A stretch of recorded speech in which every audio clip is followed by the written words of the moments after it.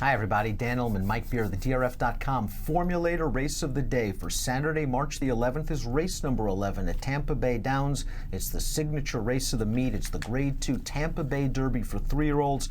Let's throw up the field for these Kentucky Derby hopefuls at 1 1/16 miles. It's an interesting field, Mike. I want to remind everybody to head on over to the Race of the Day event page on DRF.com, download those free Formulator past performances, and handicap along with us in post-position order. The one is Tale of Silence, no match for Malagasy, one of those hot Pletcher optional claiming non-winners of one other than horses at Gulfstream. This horse has to improve a little bit. I guess to improve more than a little bit. We'll see what happens. We're going to stretch him back out here and see if that does the trick for him. I mean, based on what he's done so far through 6 starts, he looks like he's in a little tough here. The number 2 is the Money Monster, unbeaten from 2 starts, now in the hands of Bill Mott. Looks like a private purchase. The wins, though, have come in rather slow time. I guess he can be close to their pace if that's how Joel wants to play it. Yeah, that's probably true. I mean, the positives are obviously, he's an undefeated horse right now, just 2 for 2, but he's improved. I think he even improved to win the Pasco, even though the figures say that he didn't. He's going to stretch out for the first time against some horses who so far are faster than him and who have a lot more experience than he does. He's going to have to really take a step forward here. Number 3 is Basha. First time 2 turns for this son of Uncle Mo. No match for fact finding. 2 back in the Smooth Air Stakes. I think that horse came back and disappointed in the Sam F. Davis. Last time out beaten by another Pletcher in 3rd day in a restricted stakes. He does have some lemon drop kid on the bottom. Maybe this distance will help him. Yeah, he's got a lot of distance on the dam side of his pedigree. It's a lot of distance for turf. That dam was a pretty good turf horse. I wonder when he gets to switch over to that surface, but I don't have no problem with him stretching out in distance. It's supposed to work for him. The number 4 is No Dozing, who ran 2nd in the Remsen. And I'm not sure that's a good thing or a bad thing, considering that many of the horses coming out of the Remsen haven't run very well. He made his 3-year-old debut in the Sam F. Davis. He didn't run very well, but he has a formulator fact trainer. Arnaud Delacour is sharp. Past 3 years, 3-year-olds on dirt, 2nd off the layoff, 36% to 258 ROI.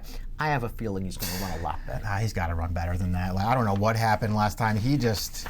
He was under a ride from early on in that race, and he just had nothing. It was a very disappointing performance for a horse who was really good as a 2-year-old.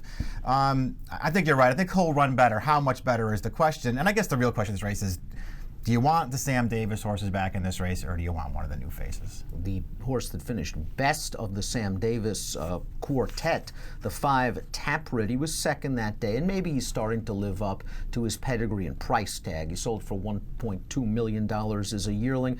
He didn't break great in the Sam Davis. He saved ground. He came out. He was never going to beat McCracken, but he finished with a little bit of interest. He sure did. And perhaps Taproot now, with a better break, is going to sit a great spot just off the pace. Right. I think all those things are possible. He ran fine last time. A lot of people sort of seemed like they wanted to make the argument that he could have beaten McCracken with a different trip.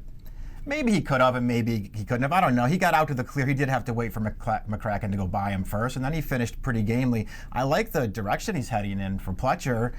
I still don't know how good I really think he is, though, and he feels like a relatively short price to me in this race, Dan. I don't know that I'd want to be betting him at a short price. 3-1 in the morning line. Wouldn't be surprised if he's 9-5, 2-1 I agree. at post time. Now, if you don't like the horses coming out of the Sam F. Davis, the logical alternative is the number 6 Beasley, because this horse has run very, very well for trainer Mark Henning. 3 starts, 1 win, 2 seconds. Buyers going the right way.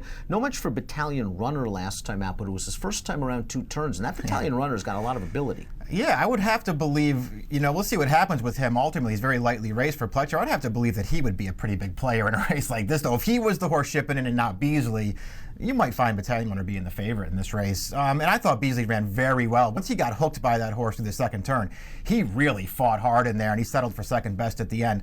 I like all 3 of his races. I kind of wanted to go in a different direction in this race. I'm going to take a shot with this horse in here. Keelan graduate Sonic Mule has been managed well by Todd. He's earned over $200,000. You get the feeling that Todd doesn't totally trust him by running him against the big names. I think he was happy with the way he ran in the Swale last time out, because that race has produced a couple of next out winners, and 3 Rules ran very, very well when 3rd last week in the Fountain of Youth with an 87 Beyer speed figure. He could be a pace factor in here, but something tells me at the the end of the day, he'll be more of a 7-furlong, one-turn mile runner. Yeah, I don't love him as they try 2 turns with him again. I don't think it's going to work that well for him, and I do think you're right. I think he's going to be a pace factor in this race and nothing else. The 8 is State of Honor. Last time out in the Sam Davis, the addition of blinkers, he was able to get out to the lead. No match for McCracken and Taproot. I wonder if they're going to be a little bit more patient this time around. Sort of follow Sonic Mule around there and use that horse as a target. I think they might do that as well, Dan. I mean, he had the rail last time. I think they used it, and he went pretty aggressively early. I thought he ran really well in that race. He was dead game. I think you're right. I think they'll take him back off the pace this time and try it a different way. It might work for him. This horse is pretty good. I'm not going to hold Wild Shot's 4th place effort in the Sam F. Davis against him because he did some good things at 2 for Rusty Arnold. 3rd behind Classic Empire in the Breeders' Futurity, stretching out 2.5 furlongs. 2nd in the Kentucky Jockey Club behind McCracken. He ran well in both races. And in the Sam F. Davis, he was kind of hung out wide for most of the way. Yeah, to me, if I was going to take anybody out of the Sam Davis, it would be him. He was hung up on the outside the entire way. He was the one who went after State of Honor on the lead and dueled him all the way, and he just got tired at the end. Everybody else, the first 3 finishers, all got the inside runs. He was on the outside the entire way. I thought he ran great last time.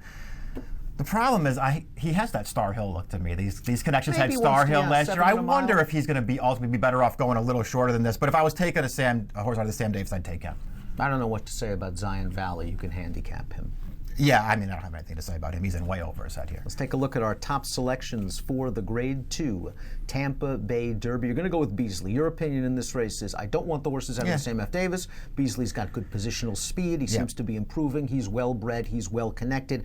I just think Taproot gets through this. It's not very appetizing opinion. I think it's 2-1 or 9-5. But he's the horse to beat. Maybe State of Honor is the horse you could sort of use underneath, along with Rusty's horse, the 9. I just think these horses are different kind of trip for the 8, and the 9 should move forward off that last race. I think it was a little short. I agree with all those things. What are you doing with no dozing? You going to use him, give him a chance to rebound, or are you going to turned off by that? I think I'm going to use him underneath. I just was so disappointed by it. I know he's got the formulator fact for Delacour, and he has run some good races, but that Remsen thing's starting to get in my head as well. Yeah, I'd almost rather.